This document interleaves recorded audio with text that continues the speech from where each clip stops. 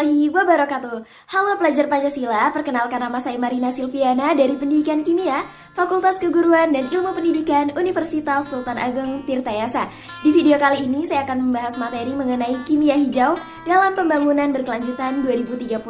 Ingin tahu bagaimana materinya? Yuk, simak video ini sampai akhir ya.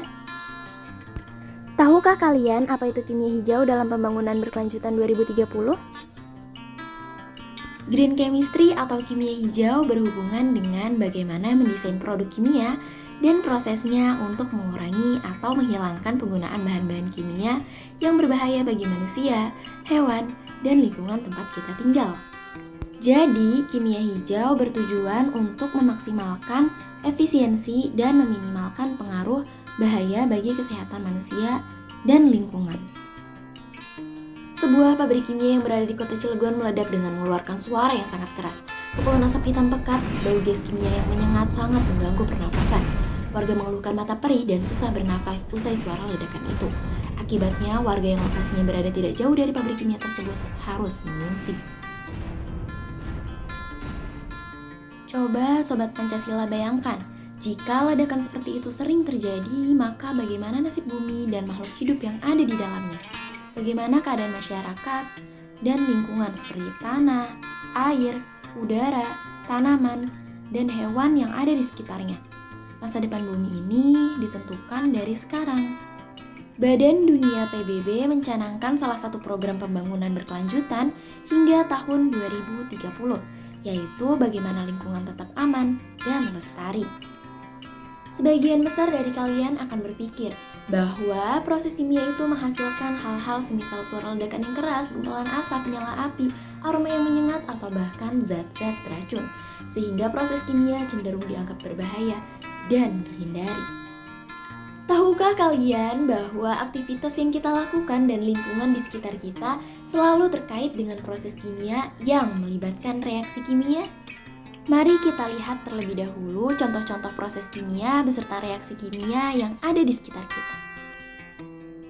Contoh proses kimia yang pertama yaitu fotosintesis. Reaksi fotosintesis yang dibantu oleh sinar UV memerlukan gas karbon dioksida. Gas ini dikenal sebagai gas rumah kaca yang menyebabkan peningkatan suhu bumi. Dengan adanya fotosintesis akan mengurangi jumlah gas karbon dioksida, sehingga dengan kata lain, fotosintesis turut mengurangi pemanasan global. Produk dari reaksi fotosintesis adalah gula glukosa atau C6H12O6 dan gas oksigen atau O2. Glukosa berperan sebagai sumber energi bagi tanaman untuk bertumbuh, sedangkan gas oksigen yang dihasilkan bermanfaat bagi kehidupan manusia dan hewan. Contoh kedua yaitu proses pembakaran tidak sempurna. Nah, misalnya proses pembakaran sampah yang dilakukan di ruang terbuka, yang mana artinya jumlah udara yang digunakan untuk membakar sampah terbatas. Salah satu komponen udara adalah gas oksigen atau O2. Jika jumlah udara terbatas, maka jumlah gas oksigen juga berkurang. Akibatnya pembakaran ini menghasilkan karbon monoksida atau CO dan padatan arang karbon atau C yang mencemari udara sekitar. Selanjutnya, yang ketiga yaitu pemanggangan roti. Soda kue atau NaHCO3 jika dipanaskan akan menghasilkan gas karbon dioksida atau CO2. Gas ini memberi tekanan pada dinding adonan roti sehingga membentuk rongga-rongga. Nah, keadaan inilah yang membuat roti mengembang dan menjadi lebih empuk. Ya, ternyata proses kimia tidak selamanya menakutkan.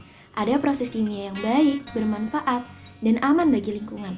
Proses kimia ini akan menjaga bumi kita tetap lestari, aman, dan sejahtera.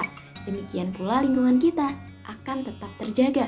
Nah, proses kimia seperti itulah yang dikenal sebagai reaksi kimia hijau. Prinsip kimia hijau pertama kali dicetuskan oleh Paul Anastas pada tahun 1998 sebagai Father of Green Chemistry bersama John Warner. Prinsip Green Chemistry ada 12, yaitu yang pertama yaitu mencegah limbah. Jadi lebih mengutamakan pencegahan limbah ketimbang penanggulangan. Yang kedua, memaksimalkan nilai ekonomi suatu atom. Atom ekonomi di sini maksudnya yaitu untuk mengevaluasi efisiensi reaksi. Yang ketiga, yaitu sintesis kimia yang bahayanya sedikit. Maksudnya mendesain reaksi kimia dan rute sintesis aman mungkin. Yang keempat, mendesain proses yang melibatkan bahan kimia yang aman, jadi memprediksi dan mengevaluasi aspek meliputi sifat fisika, toksisitas, dan lingkungan. 5. Menggunakan pelarut dan kondisi reaksi yang lebih aman, jadi memilih pelarut yang paling aman dan meminimalkan jumlah pelarut. Kemudian 6. Mendesain efisiensi energi, maksudnya memilih jalan reaksi kimia yang paling kecil energinya. 7. Menggunakan bahan baku terbarukan, jadi menggunakan produk pertanian atau hasil alam. Kemudian 8. Mengurangi bahan turunan kimia, maksudnya mengurangi tahapan reaksi, tambahan bahan kimia, dan produksi limbah. 9. Penggunaan katalis. Nah, penggunaan katalis ini berperan agar lebih efisien. Kemudian 10. Mendesain bahan kimia dan produk yang terdegradasi setelah digunakan. Bahan kimia harus mudah terdegradasi dan tidak terakumulasi di lingkungan. 11. Menganalisis secara langsung untuk mencegah polusi. Jadi, metode analisis dilakukan secara real time untuk mencegah pembentukan bahan kimia berbahaya bagi lingkungan. Nah, yang terakhir yaitu mencegah potensi kecelakaan. Maksudnya, memilih bahan kimia yang digunakan dalam reaksi kimia dan mengembangkan prosedur untuk menghindari kecelakaan. Selanjutnya, proses kimia dalam kehidupan sehari-hari terkait hal-hal yang tidak sesuai dengan prinsip kimia hijau. Pertanyaannya, bagaimana kita bisa mengetahui bahwa semua aktivitas yang kita lakukan sudah menunjukkan kontribusi terhadap penerapan prinsip kimia hijau? Pertama, kita perlu mengenali unsur kimia terlebih dahulu. Misalnya, dengan menuliskan lambang unsur atau lambang molekul dengan baik. Hal kedua adalah memahami apakah pengertian unsur. Diketahui bahwa unsur merupakan zat tunggal yang tidak dapat diuraikan menjadi zat lainnya melalui reaksi kimia. Setiap unsur disusun dari gabungan atom sejenis. Sementara atom adalah unit terkecil dari suatu zat yang memiliki sifat kimia suatu unsur. Gabungan atom sejenis akan membentuk molekul unsur, misalnya gas oksigen, ozon, gas hidrogen, gas klorin, dan gas nitrogen. Adapun gabungan atom yang berbeda akan menghasilkan molekul senyawa, misalnya seperti gas karbon dioksida, air, dan glukosa. Nah, molekul unsur dan molekul senyawa yang bereaksi dapat Sobat Pancasila baca maupun tulis dalam suatu persamaan reaksi kimia. Hal ketiga yaitu mengenal bahwa reaksi kimia merupakan proses perubahan yang terjadi bila suatu senyawa berubah atau bereaksi dengan senyawa atau unsur lain, menghasilkan senyawa atau unsur yang baru. Secara molekuler, proses kimia selalu disimbolkan dengan persamaan reaksi. Untuk lebih jelasnya, mari sama-sama kita bahas reaksi fotosintesis berikut. Zat-zat yang ditulis di sebelah kiri tanda panah dinamakan zat bereaksi atau reaktan. Sedangkan zat-zat yang berada di sebelah kanan tanda panah disebut hasil reaksi atau produk. Keduanya dihubungkan dengan tanda panah yang arahnya dari zat bereaksi ke arah zat hasil reaksi. Lalu, fasa zat ditulis pada bagian sebelah kanan zat. Ada 4 fasa zat, yaitu padatan atau solid, ditulis dengan huruf S kecil, kemudian gas ditulis dengan huruf G kecil, aqueous ditulis dengan huruf A kecil, Q kecil, lalu yang terakhir liquid, ditulis dengan huruf L kecil. Sedangkan angka yang ditulis di depan lambang unsur atau molekul disebut dengan koefisien reaksi.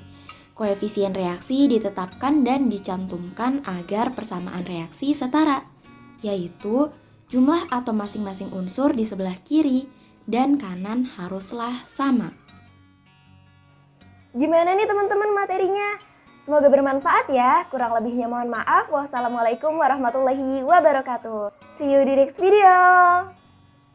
Tanah airku aman dan makmur, pulau kelapa yang amat subur, pulau melati pujaan bangsa sejak